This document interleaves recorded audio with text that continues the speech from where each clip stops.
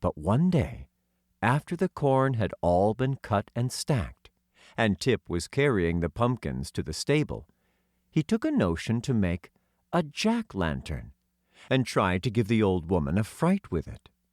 So he selected a fine, big pumpkin, one with a lustrous orange-red color, and began carving it.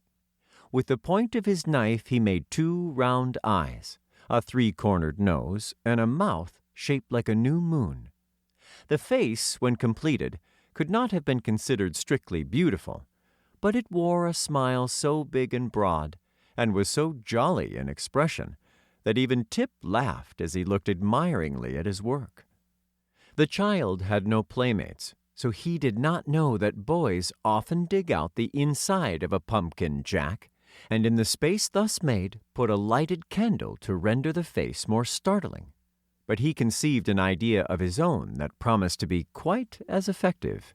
He decided to manufacture the form of a man who would wear this pumpkin head, and to stand it in a place where old Mombi would meet it face to face. "And then," said Tip to himself with a laugh, "she'll squeal louder than the brown pig does when I pull her tail, and shiver with fright worse than I did last year when I had the ague." He had plenty of time to accomplish this task, for Mombi had gone to a village to buy groceries, she said, and it was a journey of at least 2 days. So he took his axe to the forest, and selected some stout, straight saplings, which he cut down and trimmed of all their twigs and leaves. From these he would make the arms and legs and feet of his man. For the body he stripped a sheet of thick bark from around a big tree, and with much labor fashioned it into a cylinder of about the right size, pinning the edges together with wooden pegs.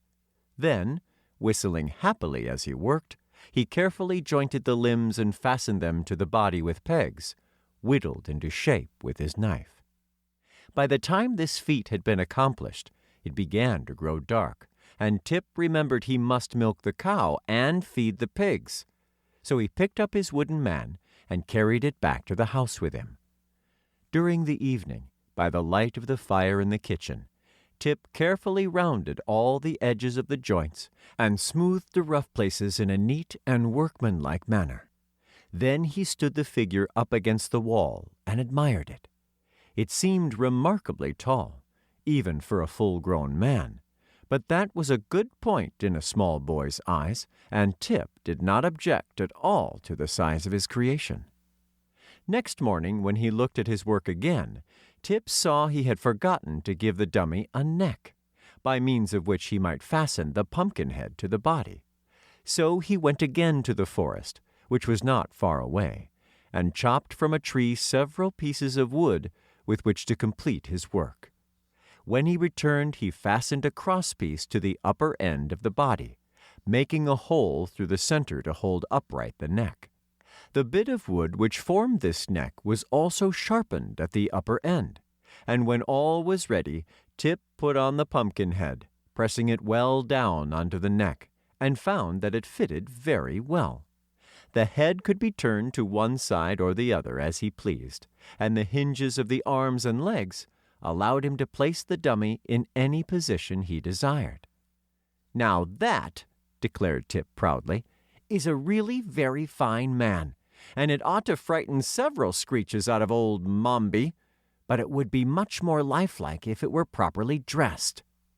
To find clothing seemed no easy task, but Tip boldly ransacked the great chest in which Mombi kept all her keepsakes and treasures, and at the very bottom he discovered some purple trousers, a red shirt, and a pink vest which was dotted with white spots. These he carried away to his man and succeeded, although the garments did not fit very well, in dressing the creature in a jaunty fashion. Some knit stockings belonging to Mombi and a much-worn pair of his own shoes completed the man's apparel, and Tip was so delighted that he danced up and down and laughed aloud in boyish ecstasy. "I must give him a name," he cried. "So good a man as this must surely have a name. I believe I will name the fellow Jack Pumpkinhead."